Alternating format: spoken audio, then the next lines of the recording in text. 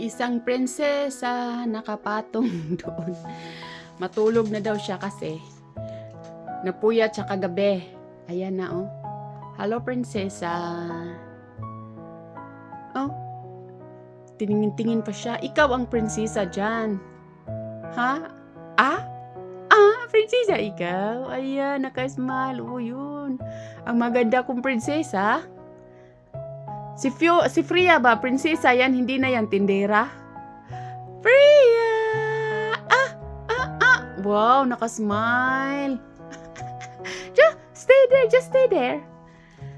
Ayan, yung mini zoo namin. Ako. Yung room namin na punong-puno ng mga gamit, naging mini zoo pa ni Freya at saka ni Fiona. Ayan oh, punong-puno ng mga laruan.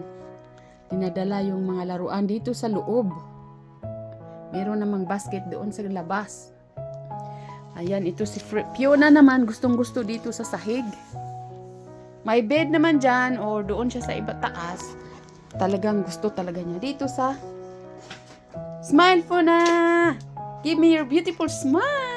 Ush! Ayan, naglalaro na si Priya oh. Ala!